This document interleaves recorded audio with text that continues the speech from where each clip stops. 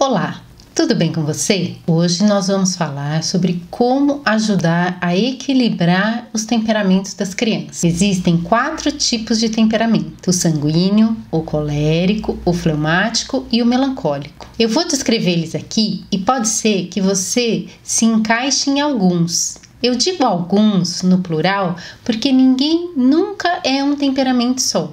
A gente é uma composição deles. E especialmente o adulto, que já vai se trabalhando, se autoconhecendo, ele já vai se equilibrando. Já a criança não consegue porque ela não tem essa autopercepção. Cabe a nós, educadores, a ajudarmos neste equilíbrio. Um cuidado importante que a gente precisa ter quando a gente observa os temperamentos é de não rotular as pessoas. Fulana é desse jeito porque ela é de tal temperamento. Fulana age de tal jeito porque ela tem outro temperamento. A gente estuda os temperamentos para ajudar as crianças e não para rotulá-las. Em geral, a partir dos 7 até uns 14 anos, a criança tem um temperamento dominante e é ele que a gente busca reconhecer e equilibrar. O sanguíneo, seu elemento é o ar. São aquelas crianças saltitantes, cheias de energia, com os olhos bem vivos e brilhantes. São despreocupadas, criativas, otimistas, têm reações rápidas, às vezes até impensadas. Se nós imaginássemos que a Chapeuzinho Vermelho da historinha que leva doces para a vovozinha fosse uma Chapeuzinho Vermelha sanguínea e que no caminho dela tivesse caído uma árvore, a Chapeuzinho Vermelha sanguínea, ela nem ia perceber que a árvore estava ali.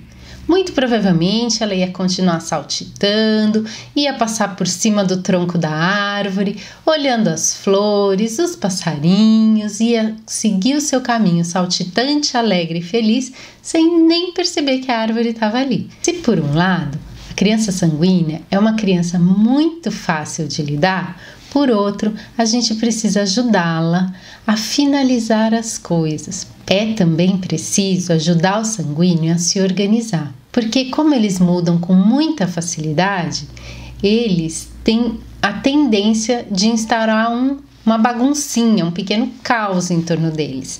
Então, ter rotina, ter horários, ter metas a cumprir ajuda a criança sanguínea. Por ele se distrair muito, ele tem a tendência de não finalizar o que começa. Os sanguíneos, eles são como passarinhos, voando pelo ar. Nós, educadores, precisamos ajudar os sanguíneos a trazê-los de volta para o ninho, para a realidade. Possivelmente, o educador de uma criança sanguínea não poderá colocar muito o seu lado sanguíneo em evidência, pois a tendência é ele enfatizar ainda mais a sanguinidade dessa criança. Temperamento colérico. Seu elemento é o fogo. Também é um temperamento de grande energia. São pessoas muito dispostas, gostam muito de fazer, de agir.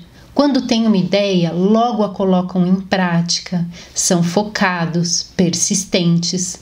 Muitas vezes sua ideia dá certo, não pela genialidade da ideia, mas pela persistência que o colérico tem de finalizar aquilo que ele se propõe. São líderes natos, possuem motivação interna. Se nós imaginássemos que aquela Chapeuzinho Vermelha levando os doces para a vovó fosse colérica e caísse uma árvore no meio do caminho, com certeza essa Chapeuzinho Vermelha colérica ia pegar aquele tronco e empurrar ele para fora do caminho. O educador de uma criança colérica precisa dar tarefas a ela. Logicamente, tarefas que ela dê conta de fazer. Mas essa criança gosta muito de agir, colocar a sua força em prática no mundo e em benefício dos outros. Outra coisa importante para esse educador é que ele deixe claro para essa criança que ele está no comando, pois a tendência dessa criança é ela assumir o comando da situação, e para uma criança isso é uma carga muito pesada. Outra coisa fundamental para esse educador é que ele saiba dar limites. É importante que o educador da criança colérica trabalhe no sentido de mostrar para essa criança que as pessoas têm qualidades, mesmo que diferentes das suas, Em geral, o colérico é rápido e ele não tem muita paciência com os demais. E isso é um papel do educador ajudá-lo a ter. Em geral, o educador da criança colérica precisa colocar o seu lado colérico em evidência para conseguir bem educá-la. Fleumático, seu elemento é a água. Em geral, são crianças de uma energia mais baixa, lento para agir, para tomar decisões. Fleumático se conecta muito com o bem-estar, com o seu próprio bem-estar. Come lentamente e dorme muito. Fleumáticos são bastante observadores e calados, têm grande memória para detalhes. Em geral, são crianças fáceis de lidar, desde que não pressionadas. Aquela chapeuzinho vermelha, se fosse fleumática e uma árvore caísse em seu caminho, assim como a água, a chapeuzinho vermelho fleumática desviaria o seu curso e então contornaria a árvore para então voltar para o caminho certo. O educador de uma criança fleumática vai sempre estar precisando motivar essa criança. Ele vai precisar estar atento para descobrir o que é que desperta interesse nessa criança, pois é exatamente esse interesse que vai retirá-la do seu mundo interno e colocá-la no seu mundo real. Pode ser um interesse por plantas, por animais, por pintura, pelo que quer que seja, mas esse educador terá que ter a sensibilidade de olhar para a sua criança e retirá-la desse ostracismo que o fleumático tende a ter. O melancólico, seu elemento é a terra. São crianças bastante quietas, introspectivas, de baixa energia, não gostam muito de se movimentar. São crianças que têm um pensar abstrato bastante precoce, são profundas, não gostam de superficialidades. O andar é pesado. São críticos e julgadores, não gostam de mudanças. Os melancólicos, em geral, têm uma autocrítica e uma baixa autoestima.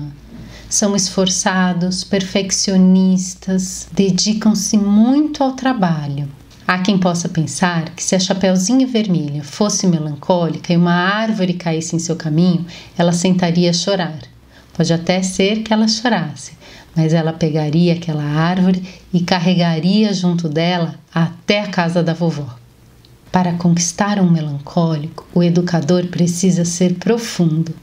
Palhaçadas e pequenas bobagens só o farão se desinteressar.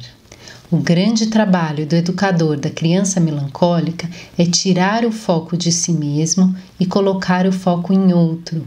E isso acontece via compaixão. Colocar o melancólico para servir o outro é o grande caminho. Gratidão a você que curte, compartilha e comenta os vídeos deste canal. Até o próximo!